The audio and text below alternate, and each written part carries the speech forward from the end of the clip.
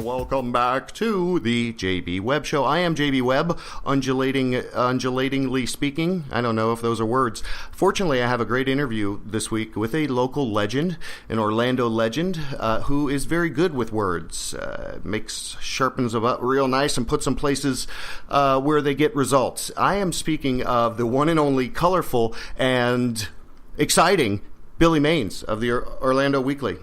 He has a healthy career in not only understanding local politics and arts and culture, but he's been a significant, I would call him a personality here in Orlando that represents, the rights of everyone to have their own rights. So it is with great pleasure that we introduce Billy as a local legend. And welcome to the call, Billy. How you doing? I'm doing great. How are you? Oh, I'm doing excellent. Thanks so much for taking the time today. I appreciate it. I appreciate the honor. Oh, wow. No problem. You've done a lot of work, and you're coming up on 20 years that you've been kind of doing that here in Orlando. What I always am interested in people's origins and beginnings. So when you were younger, when did you first start to go, hey, I enjoy words, I enjoy writing, I enjoy getting a point across, because your articles are just they're like Pulp Fiction. It's like a Pulp Fiction comic or something. They're so descriptive. I love it. I love your work and what you do. So I'm curious to kind of hear where maybe that gift that you have or that talent that you have kind of started. It's a bit of a long and boring story, but I'll truncate it.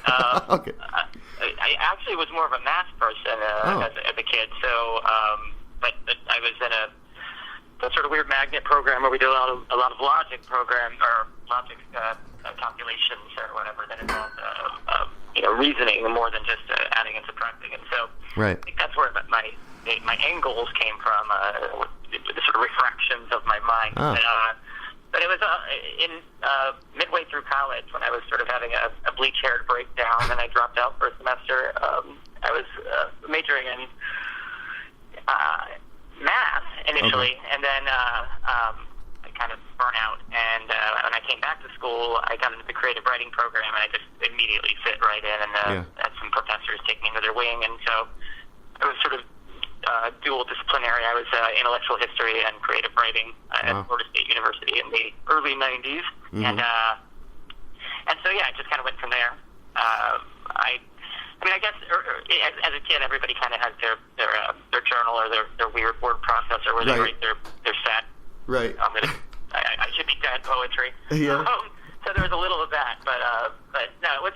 I think it just came when people started listening. When I realized that there was in workshop settings and in classrooms that there were people that were actually absorbing the things that I was putting out there. So I think once I knew I had an audience, I was pretty much unstoppable on that front. Right, and I mean the way that you word things, the way that you can bring. Really seemingly, you can ease the sword of Damocles, as it were, of all of this, crazy position that it holds over someone's head. And I think that's much needed in our community, in our society. So what, because politics bore the crap out of me. But you do a really great job of supporting the lesbian gay, the LGBT. Wait, tell me how to say it correctly, because LGBT community, yeah. LGBT, okay, yeah. Well, that's just that. I mean, I'm a big proponent of social justice in general, and I'll coat in whatever sugar or cocaine I need in order for people to get it. That's always sort of been my modus operandi, and all of this, in all of my public writing anyway, is to make the reading experience fun, so that sort of the message can sneak up on you, or just kind of work its way into your mind without you having to feel like you're reading academia. So I've always just tried to bring some kind of, I don't want to overstate it, but like some sort of rhythm to it. I've always liked the sound of words crashing up against each other, word choices and where they land in sentences, and the length of sentences and the sort of winding, weaving way that you get to tell a story is sometimes as important as a story. So yeah, you're right. I guess that's how I do it. Yeah, no, and I'm not sure do you have other goals or aspirations of doing a novel? I know you've had a movie, almost a story that was told, and right. Everyone, who doesn't have a tender heart for anyone losing anyone is, just throw that in the furnace. So, it's a very touching story that this movie was based on a part of your life. And right. So whatever you want to share with us about that, it's called Billy and Alan the Movie, right? And it right. It was deals... based on a story I wrote in April of 2012, cover story for the Weekly. Actually, I wrote it in April of 2013. My partner, Alan, killed himself on April 8th, 2012. So I gave it a year to... Mm-hmm.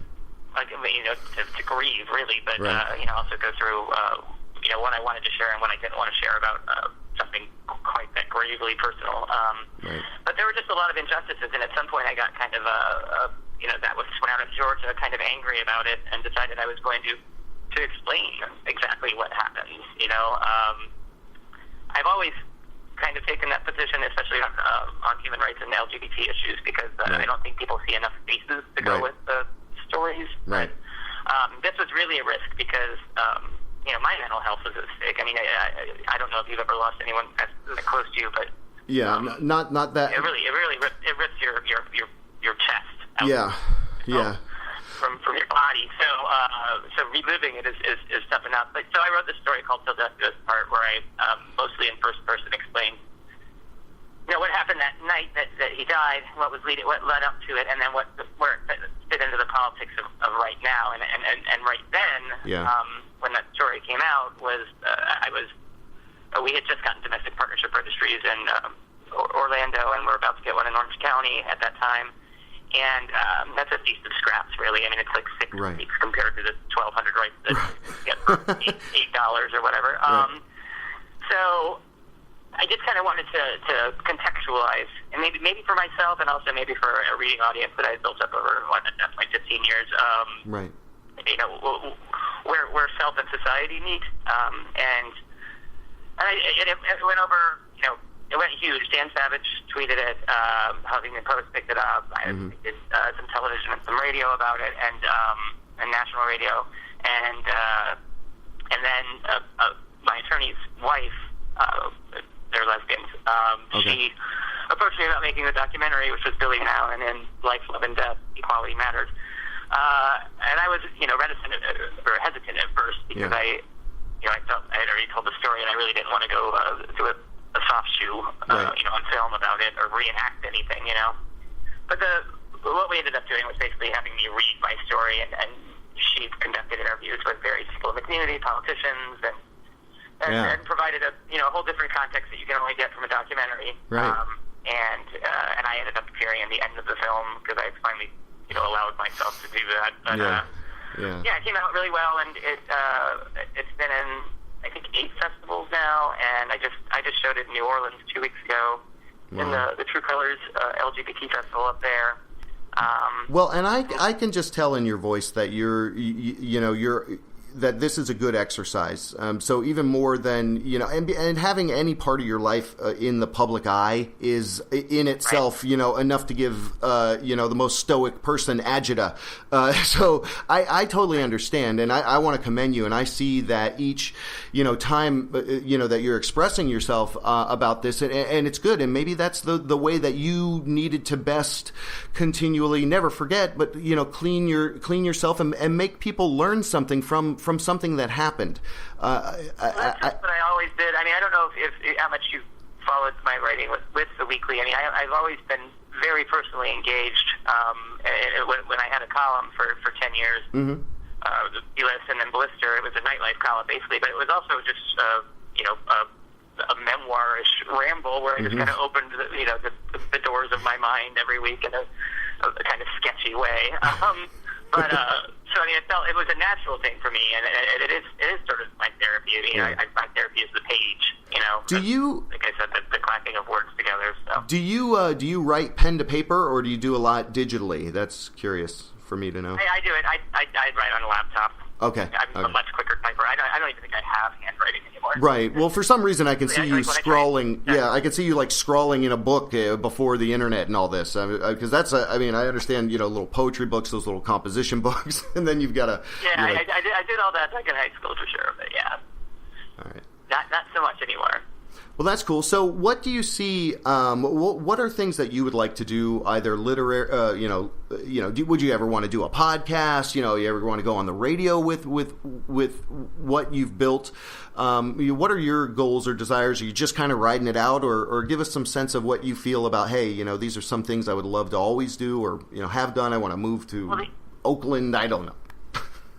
Sure. Well, the interesting part about my job now, especially following news and interpreting news and spitting it back out at people, it changes every day. So there isn't that sort of stagnance where you feel like I'm in a rut.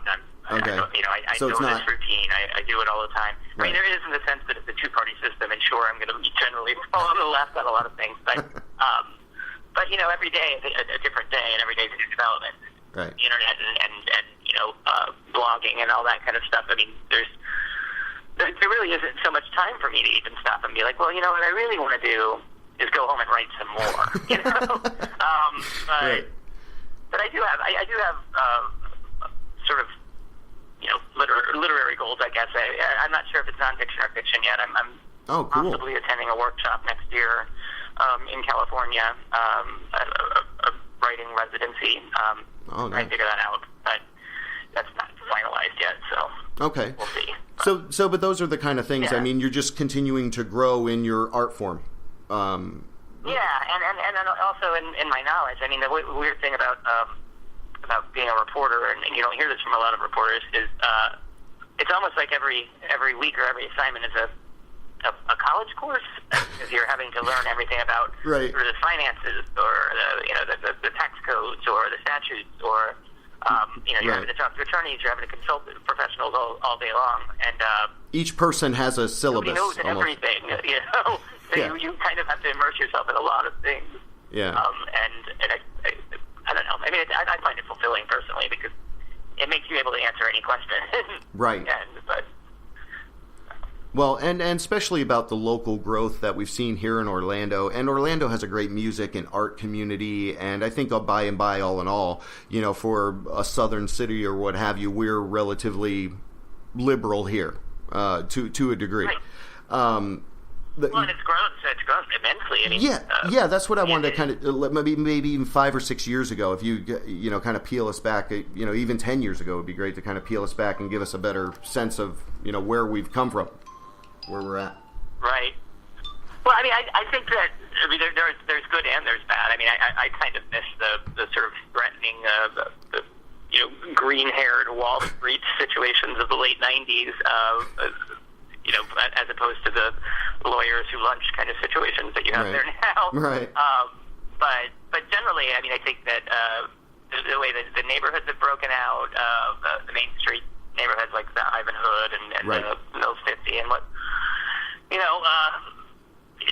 individual businesses are getting a stronger voice in what they're doing. I think that you've got a lot more character that's being spread in a lot more places. I think that Orlando used to just be one sad stretch of one sad road where people cruised and you couldn't get through the traffic. Right. And now it's kind of spread all over. So yeah. I think that's inspiring, because I mean, when you have people come and visit, it's so much more fun to take them to other places than just the vomiting girls of Orange Avenue. Right, and that's cool. And and again, I thank you so much for your time, man. You've just done such a hell of a great job of giving voice to the real Orlando and the pulse of it, and hats off to the Weekly for supporting you and knowing your talent. If anyone, what's the best way for people to go check you out? It's through Orlando Weekly. OrlandoWeekly.com. OrlandoWeekly.com. Yeah. Or on Orlando Weekly Facebook page, or I'm pretty active on my personal Facebook page, which is just facebook.com/Billy Maines. I'm always talking.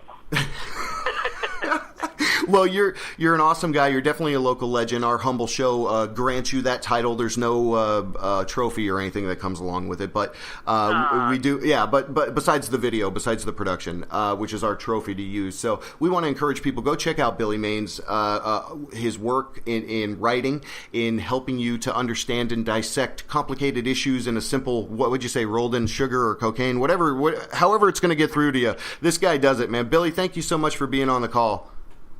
All right, thanks, JB. All right, my pleasure. Hang tight. We got more JB Webb Show coming at you. Thanks for being with us. We'll see you again. We were attacked by a lycanthrope, a werewolf.